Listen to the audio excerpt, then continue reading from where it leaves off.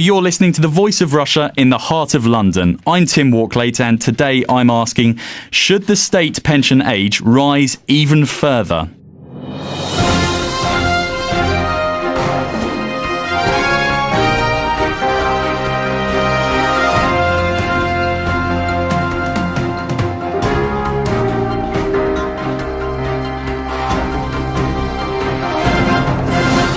All over Europe, the age at which people can retire and get a state pension is creeping upwards. Last week, John Lawson, head of pension policy at investment company Standard Life, said a child born today may have to work until they're 80 years old. The government says people are living longer, and in an age of austerity, it says it can no longer afford to pay for increasingly lengthy retirements.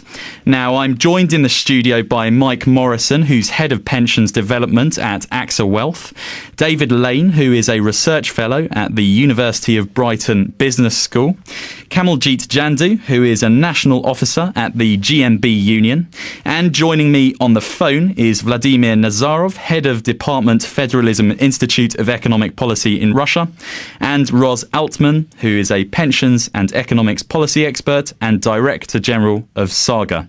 So thank you all for coming. So I'd first like to ask you all very briefly, should the state pension age rise even further? And if so, why or why not? So, Mike. I think today's going to be a lot of statistics quoted. We already quoted one from John Lawson. I think there was some further statistics today suggesting that a third of children born today would live to see their 100th birthday. So I think with the demographics like that, the age at which the state is likely to be able to provide a pension for you, I think inevitably will have to go up.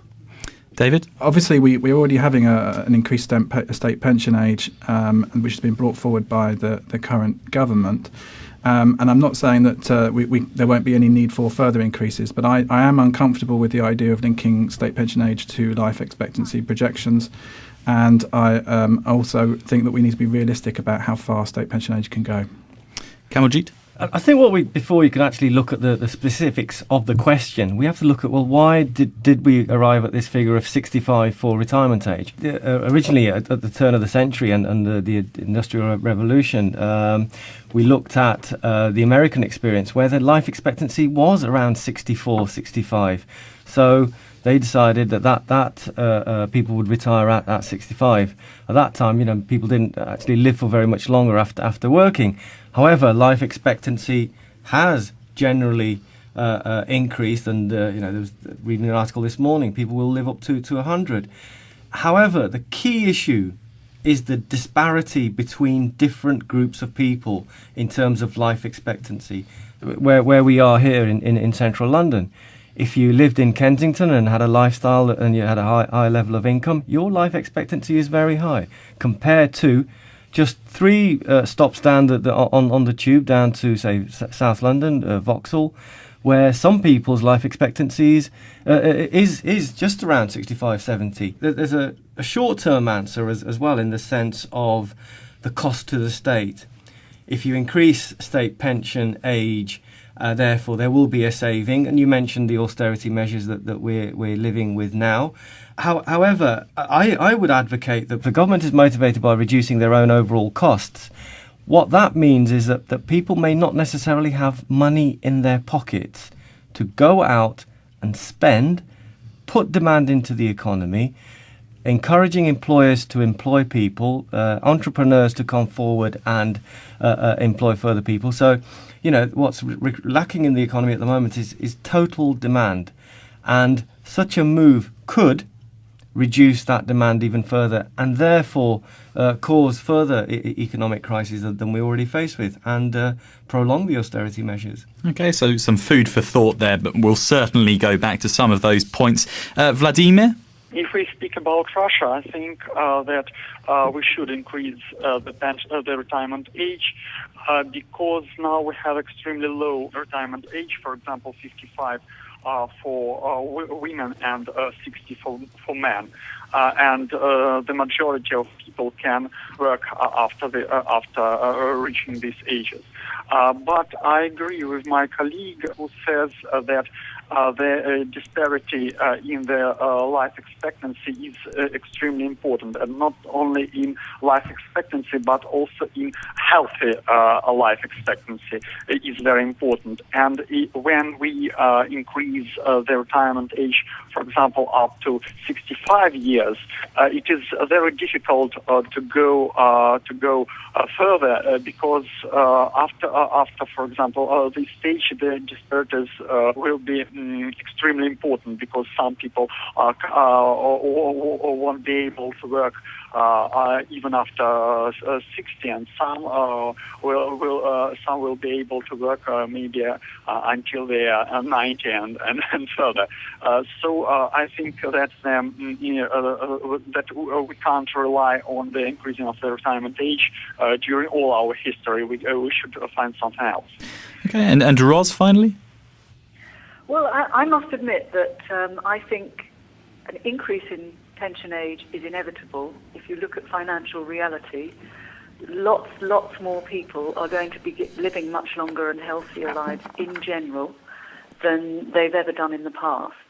But I would like to suggest that actually that's good news, and we have on offer for people to grasp a whole new phase of life where we don't think about the traditional model of work and retirement, but we think of a new model of our lives where you have 4 phases instead of the current 3. You have your education, then you have your working life, and at the moment, then you stop working. I think there's a new phase of life which people are starting to take advantage of, but will be much more prevalent in future and is part of the answer to the problems that we face in terms of financing an ever longer living population, which is a phase of life after your full-time work career where you are working part-time, maybe for 10 or 20 years, so that you're still earning some money, but you're not working as full pelt as you were before. As you get older, you can cut down the amount you work. It depends on you. It depends how healthy you are. It depends what job you do. And it depends on what you feel like doing. But the reality is that if you don't keep working, there aren't enough young people to pay generous pensions to those who don't work at all in large numbers. And therefore, either you will not have a lot of money, or you'll keep doing some part-time work to supplement your income. And I think, that's the way forward, which is actually great news. What we're failing to do is celebrate the fact that so many people are going to live so much longer because we're still stuck with the old stereotypes. This is the Voice of Russia in London. So should we be entitled to a state pension then, Roz? I think just as anybody is entitled to state support when they can no longer work, or when they've contributed whatever the required amount is for a social insurance network, which is the way our pension system was originally designed. But you shouldn't be able to think in your 30s that there's this magic age at which you yourself will suddenly get that payment. It will depend on how society develops. And I think there is merit in suggesting that for those who have worked many more years, they should be able to start getting the state payment perhaps earlier. And that will accommodate some of the differences, the sort of social differences that currently exist. You've got people with shorter life expectancies who tend to have worked for more years. Maybe they left school earlier, maybe they didn't go on to the kind of jobs where there often has been longer life expectancy, especially in this transition generation now. A lot of people have had very hard, heavy manual labour lives. They left school at 15, and they are unfortunately likely to have, not all of them, of course, but perhaps likely to have less life expectancy than those who went to university and have had much less physical, taxing, perhaps dangerous jobs. So, I think there are ways in which society can adapt.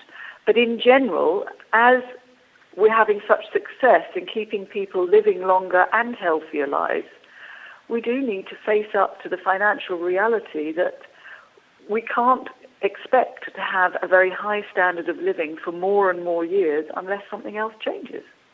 Kamaljeet, what's your response to that?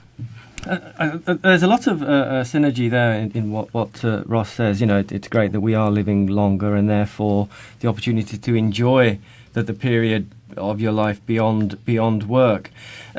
However, I think we need to be reminded that in terms of that when we talk of the state and the government, we sort of have this picture that it's at arm's length. People have contributed to the pensions pot all through their working lives. So therefore, there is an entitlement, and that entitlement should be met without a doubt. But I think the key question has to be, again, we talked about the disparity. What level of financial support could be made available in retirement? But again, as we reflect on what Ross was saying about the 4 stages of life, I think it's fantastic. That some people will want to continue to work beyond retirement age, and fantastic, and that should be allowed. But there will be those who don't, and I think it's ensuring that whatever system that's in place, people have that choice. And certainly, as a union and people that represent employees in the workplace, that is what we would advocate. It's about choice for people to, if they wish to continue, because as with many other forms of prejudgment and prejudice, we are surrounded by stereotypes of older people being, say, for example, slow or IT phobia. In fact, that's not the case. Young people, may be a stereotype that they're lazy. It's not the case. They're highly motivated. That they will move around. So it's a much more complex situation. But however, my concern would be that entitlement to state pension, people have contributed to that. Mike? I think it's a good point that policy does push people into saying we can work a lot longer, but a lot of people who will be able to work a lot longer are those people that have the choice. And, sort of if you're an accountant, a solicitor, etc., you may have the choice, whereas if you've worked for 20, 30 years in a more manual job, you may not want to, but you may not have that choice. I know it's a cliche, but my dad sort of retired in his 60s, and then he went back to work for a supermarket. And they had him working on the decorating side of things because he knew more about decorating materials than a lot of the younger people at that stage. And that gave him probably an extra 10 years of his life extra. He just loved that, getting up and doing something new in the morning. So I agree with Kamaljeet there. It's about sort of tailoring perhaps society a little bit more. And that social contract, which probably exists, needs to be, I guess, tailored a bit more and cut to suit the cloth of people have contributed for a lot longer. But surely people can still, do work in a supermarket if they've got their state pension. It's still possible for them to. They're not kind of just rolled into sort of a home and locked up and left there, to sort of see out their years. I have a slight problem with the fact that here we have the highest youth unemployment that we've had for many years. And yet sort of policy is about pushing people to working longer. And there needs somewhere to be some sort of reconciliation of that as to, certain jobs older people can carry on doing, great, but there comes a point when we see people coming out of university. How do we reconcile those two specific facts? David, should people be entitled to a state pension? Well, I think that one thing that needs to be recognised is that the state pension actually supports work of different forms. So older people do an awful lot of caring work. The Department of Health figures suggest that around about 1 million people over the age of 65 are involved in some kind of caring for a family member, whether that's an ageing relative, because the ageing society means that we're going to have more and more people in their 80s and 90s who need to be looked out for, and grandparenting as well. So older people do an awful lot of that as well. And I think that's an underestimation of the amount of family caring that goes on. Added to which, older people disproportionately do voluntary work outside of the family. So on the way to the studio, I went through Victoria Station, and there were older people collecting for the homeless. In the big society the government that wants, it needs to be recognised that the state pension supports that. But not only just unpaid work, the state pension can support the continuation of work. As you said, the example of kind of moving into part-time work, that kind of thing. If people leave employment before state pension age, they'll end up receiving benefits which will be partially lost as a result of working. But if they're receiving a state pension, they can combine that with continued work. So you can look to countries like New Zealand, which have a state pension age of 65. The default retirement age was introduced finally in the sort of about 2000. And they have large numbers of people working past state pension age whilst receiving a pension. Now, we can't divorce those two things. The extension of working life is not the same as state pension age. We need to recognise that state pension age can support the extension of working age. And if we're talking about receiving state pension ages of 80, that or some unfixed age where people just have no idea when they're going to receive it, that's not going to scare people into saving. That's going to create disillusionment, and it's going to result in people actually not planning. Kamaljit? I think just to echo what David said there, again, we have this picture in our minds that you leave work, you become a pensioner, and that's it. Nothing else happens. Pensioners and older people make a tremendous contribution. There is a social cost which is not registered or monitored or managed or acknowledged in terms of contribution that pensioners and grandparents and great-grandparents make in terms of the family and the support structure and the contribution that group of people can make. We need to recognise that. The question that it goes down to is around the financial priorities of government. There has to be a rebalancing of spending priorities. I would argue very strongly that the contributions that older people have made, and therefore through their pension, should be a priority for the government. If there has to be a cut, which I wouldn't advocate, I think it's the wrong solution to the problem that we're faced with. Certainly, their cut should be elsewhere, not on social spending and pensions. But isn't it a case of, sorry to coin this phrase, we're all in this together? Oh, very far from we're all in this together. When you've got a cabinet full of millionaires, frankly, I don't think they've had much experience of what it is like to, as I said, to wake up on a Sunday and decide whether you're going to buy your children the shoes that they need or the money, the £5 that they need for their child to go on a school trip, and then go to a food bank to get the food for the next 2 days. When you face those sorts of choices, hey, you've started living. It is about reprioritising how we spend the taxes, our taxes that we contribute to the government. Okay, I'd just like to bring in Vladimir Nazarov here. What's the situation in Russia now? I've done a bit of research here about the state retirement age in Russia. It's 60 for men and 55 for women. Is that correct? We have one of the lowest retirement ages in the world. But the life expectancy at birth is 60 for men and 73 for women, according to CIA Factor. A little bit higher, 62 for men and 73 for women. So how does that work in Russia then? Is it an entirely different situation compared to Britain? To a certain extent, yes, because we inherit the Soviet Union pension system. So we have also a great problem of early retirement. More than 30% of our pensioners retire early than the official age of retirement, and so the effective retirement age is 52 for women and 54 for men. And so we have an extremely difficult situation when 40 million of people receive pensions, and only 47 million of people pay contributions. And so the classic pay-as-you-go system can't exist with such parameters. So we have extremely high level of contributions. Last year we have 24%, the level of the contributions of the salary, and extremely low pensions. Our replacement rate is lower than 40%, and is predicted to decrease during the next 20 years to 23%.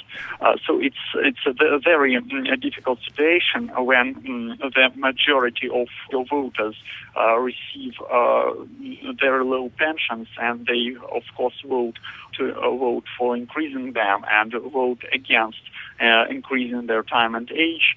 But the only way to increase pensions is to increase their retirement age at the same time, or to increase the conditions of the retirement. For example, the length of the working period of paying the contributions, which is needed to receive working pension. Now we have only 5 years are needed to have a pension. So we have to do something, but it is very difficult from the political point of view to decrease the number of the pensioners. You're listening to The Voice of Russia in the heart of London. I'm Tim Walklate, and today I'm asking, should the state pension age rise even further? Okay, we're running out of time quite quickly now. David, I've got a quick question for you. I mean, in an age in which automation is kind of supposed to be taking the strain, why does it seem that we're working even longer? People's pensions have changed dramatically over recent years. So final salary pensions are beginning to going to demise, and people have lost money through investments, that kind of thing. But I also think that there is something positive. I mean, I do think that the default retirement age, for example, has set forward some changes in companies which have made employers look a bit more favourably upon the older workforce. I wouldn't go over the top about that. There's still huge age stereotypes and that kind of thing. But I think it's opened up people's minds to the possibility of extending working life. And when certainly there were lots of arguments against the extending the default retirement age in terms of employers not wanting to take on older workers, that kind of stuff, often on rather spurious evidence. But I think there's some positive things going on. What I think in relation to the state pension age is that it has to be viewed as part of that, not as something that necessarily follows that. Have you got anything to add to that, Mike? I think I would agree. I mean, we've often spoken in this country about a flexible decade of retirement. I agree. Perhaps a state pension age, as we've said, shouldn't be a cliff face of retirement, but should be a gradual phasing in. Now, one of the issues on the default retirement age, obviously, we don't have a default retirement age anymore, but there are still some situations where it appears from various court cases that there may possibly, in some circumstances, small employers may be able to still enforce retirement. I think we've really got to get away from this idea that retirement is an end. Retirement is it's not a stop, it's a way of, it's, as Ros was saying, it could be a 30-year period, it could be a way of phasing in extra work, extra leisure time, and perhaps moving. To me, it's about saving and responsible saving, and people having the necessary state benefits to help them support that longevity. I mean, clearly that there is some consensus, and there are areas of difference in emphasis with all the people that have spoken. What we need to this leads to the conclusion that there has to be a holistic approach. You cannot just in isolation talk about extending retirement age from 65 to 67 without looking at all the consequences and managing all those consequences and getting the right balance. One of the comments that was made earlier on in terms of, I think Ross made about given the level of youth unemployment, there has to be a mechanism to get young people into the labour market and into the workplace that has to be balanced out with retirement age that is based on choice, but one doesn't deter one or the other. So, it has to be a holistic approach, and that has to be the solution, with taking on board a number of different elements. Just sort of doing a bit of number crunching earlier and looking at the Pensions Act in 1908, people received a pension over the age of 70. Now, in 1911, the average life expectancy of a man was 51 years old. Has the meaning of the state pension been distorted in recent years? I personally don't think that it's been distorted. The principles are still there. People are born, they educate themselves, they go into work life, then they stop work, and at a point which they stop work obviously has changed. But again, I come back to the simple point of if we look at the detail beyond that, those statistics, why do some people live longer and others don't? And I would say that the primary example of that is around level of income, and it is around level of wealth and the type of employment that you've had to endure. Mike? Well, the very first state pension age, following the 1908 Pensions Act, was 70. It was only available for people over 70. One of the key things I think we've got to look at is too much short-termism. We do tend to get into short-termism. We're talking about pensions in a time of austerity because we're reacting to today's needs to provide money short-term for government deficit. What we really ought to try and do, perhaps I think, is look more long-term, have a grand plan over 20, 30, 40 years to look across what pensions may be able to do and how we develop something that works for society. Frank Field a few years ago was told to think the unthinkable by New Labour, and he did. And they didn't listen. And he's got ideas around a funded state pension scheme. And I think there's a lot of ideas. If we could get some of the immediate politics out and perhaps set it up, above the political network, and then perhaps let's work to some sort of proper plan to try and make sure that retirement could be celebrated, pensioners have sufficient income on which to be able to live a reasonable standard of living. And to me, that's got to be one of the keys. David, a rethink, do you think? Well, I think that comparing the first introduction of the first state pension is a bit of an unusual comparison, because obviously the meaning of retirement has changed, and that's not a bad thing. I mean, when the state pension age was introduced, it was to really help the destitute, and we've moved on beyond that. And despite the financial crisis and that kind of thing, we are still a wealthy nation, and we have got long-term prospects, and we can afford to do this on a balanced, reasonable, sensible way. I would echo what Mike says about short-termism. When we talk about pensions, we have to think long-term. We don't just take... often policies are made and justified in the short term, in the political and economic environment. But we have to remember the decisions we make today will have ramifications down the decades. Kamaljeet, you just one contradiction or one difference. If people work, they contribute, they retire... If the state does not provide an income, who does? Private sector? Now, if that's the alternative to a state pension, well, given the record of the private sector in the last 2-3 years, I wouldn't have my guarantees in terms of waiting for the private sector in terms of insurance companies and so forth to provide myself with a decent income. So there is that debate to be had, and I think that there has to be a guaranteed income level for pensioners, and therefore the state has to continue that and maintain that role. You've been listening to The Voice of Russia in the heart of London. I'm Tim Walklayton. Today I've been asking, should the state pension age rise even further? Joining me in this discussion was Mike Morrison, who's Head of Pensions Development at AXA Wealth, David Lane, who's a Research Fellow at the University of Brighton Business School, Kamaljeet Jandu, who is a National Officer at the GMB Union, and joining me on the phone was Vladimir Nazarov, Head of Department Federalism Institute of Economic Policy in Russia, and Ros Altman, a pensions and economics policy expert and Director General of Saga. Stay with us. We'll be back after the news.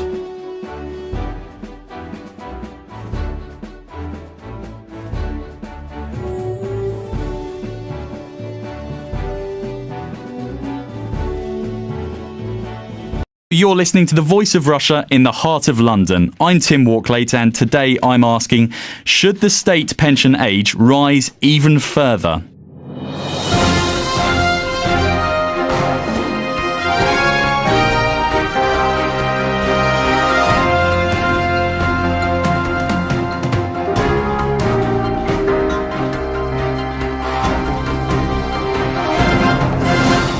All over Europe, the age at which people can retire and get a state pension is creeping upwards.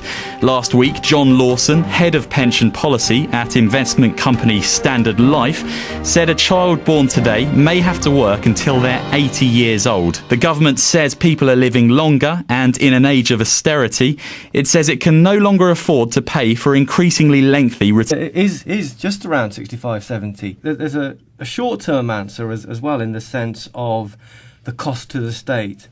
If you increase state pension age, therefore there will be a saving. And you mentioned the austerity measures that we're living with now. However, I would advocate that the government is motivated by reducing their own overall costs. What that means is that people may not necessarily have money in their pockets to go out and spend, put demand into the economy, encouraging employers to employ people, entrepreneurs to come forward and employ further people. So, what's lacking in the economy at the moment is total demand. And such a move could reduce that demand even further and therefore cause retirements. Now, I'm joined in the studio by Mike Morrison, who's head of pensions development at AXA Wealth, David Lane, who is a research fellow at the University of Brighton Business School, Kamaljeet Jandu, who is a national officer at the GMB Union, and joining me on the phone is Vladimir Nazarov, head of Department Federalism Institute of Economic Policy in Russia, and Ros Altman, who is a pensions and economics policy expert and Director General of Saga. So thank you all for coming. So I'd first like to ask you all very briefly, should the state pension age rise even further? And if so, why or why not? So Mike. I think today's going to be a lot of statistics quoted. We already quoted one from John Lawson. I think there was some further statistics today suggesting that a third of people looked at the American experience, where the life expectancy was around 64, 65. So they decided that people would retire at 65. At that time, people didn't actually live for very much longer after working. However, life expectancy has generally increased, and there was reading an article this morning, people will live up to 100. However, the key issue is the disparity between different groups of people in terms of life expectancy. Where we are here in central London, if you lived in Kensington and had a lifestyle and you had a high level of income, your life expectancy is very high compared to just 3 stops down on the tube down to, say, South London, Vauxhall, where some people's life expectancies... a third of children born today would live to see their 100th birthday. So I think with the demographics like that, the age at which the state is likely to be able to provide a pension for you, I think inevitably will have to go up. David? Obviously, we're already having an increased state pension age, which has been brought forward by the current government. And I'm not saying that there won't be any need for further increases, but I am uncomfortable with the idea of linking state pension age to life expectancy projections. And I also think that we need to be realistic about how far state pension age can go. Kamaljeet? I think before you can actually look at the specifics of the question, we have to look at, why did we arrive at this figure of 65 for retirement age? Originally, at the turn of the century and the Industrial Revolution, we